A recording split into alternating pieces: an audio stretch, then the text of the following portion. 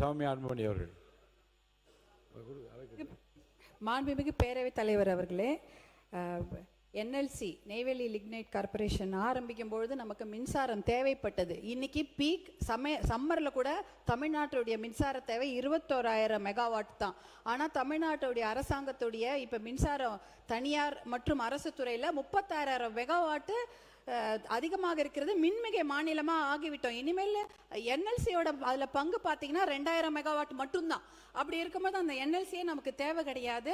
நீங்கள் மாண்புமிகு அமைச்சர் அவர்கள் சொன்னது போல இந்த என்எல்சி 1300 கோடி கிட்ட அவங்களுடைய வருமானம் வருது. அந்த அவங்க சிஎஸ்ஆர் ஃபண்டெல்லாம் ஒரிசா, மத்திய பிரதேஷ், அந்த மாதிரி உத்தரப்பிரதேஷ் அங்கெல்லாம் தான் அவங்க அதை டெவலப் பண்ண வச்சுக்கிறாங்க. நம்ம தமிழ்நாட்டு கொடுக்கறது இல்லை.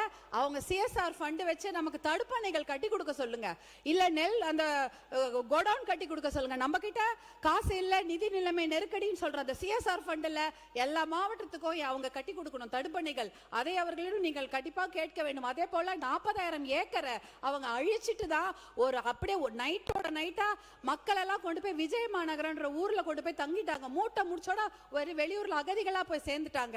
அவங்களுக்கு எந்த ஒரு அவ்வளவு பெரிய பிரச்சனை. இன்னும் 60,000 ஏக்கர் எடுக்கிறதுக்கு தயாரா இருக்கிறாங்க. அதுக்கு பயங்கர முனைப்பா அவங்க செயல்பட்டாங்க. அது சமயம் பாட்டாளி மக்கள் கட்சி தலைவர் மருத்துவர் அன்புமணி அவர்கள் எத்தனையோ பேரோட போய் நெய்வேலி லிக்னைட் கார்பரேஷன் என்எல்சிக்கு போட்டு போடும் போராட்டத்தை செஞ்சாங்க. அப்ப வஜ்ரா வாகனத்தை கொண்டு வந்து அந்த போராட்டம் அடக்கப்பட்ட முயற்சி நடந்தது. அதெல்லாம் மீறி எல்லாம் பெரிய போராட்டம் நடந்தது. அதனால இன்னொரு 60,000 ஏக்கர் எடுப்பதற்கு கண்டிப்பாக அதை அனுமதிக்க கூடாது. அதை தமிழக அரசாங்கம் வலியுறுத்த வேண்டும். அதே போல பாத்தீங்கன்னா அந்த தண்ணீர் இளநீர்ல டயாக்சைடு இருக்கு. போதும், நீங்க இல்ல குறிப்பா சொல்லிட்டீங்க. அது குறிப்பு உணர்ந்து அமைச்சர் பதில் சொல்ல தயாரா இருக்காங்க. கணேசன், கணேசன். மாண்புமிகு பேரவைத் தலைவர் அவர்களே, இங்கே பேசிய நம்முடைய சட்டமன்ற உறுப்பினர்கள் ஏதோ என்எல்சி நிர்வாகம் நிலைமை எடுத்த பொழுது விவசாயிகளுக்கு திராவிட முன்னேற்ற கழக அரசு எதுவும் செய்யவில்லை என்று இங்கே பதில் சொல்ல வேண்டாம். நீங்க முதல் முறையாக உங்களுக்கு ஒரு வாய்ப்பு கொடுக்கணும்னு கொடுத்தேன். உங்களுக்கு இது வரைக்கும் அழைக்கவில்லை, அதனால வாய்ப்பு கொடுத்துருக்கேன். சுருக்கமா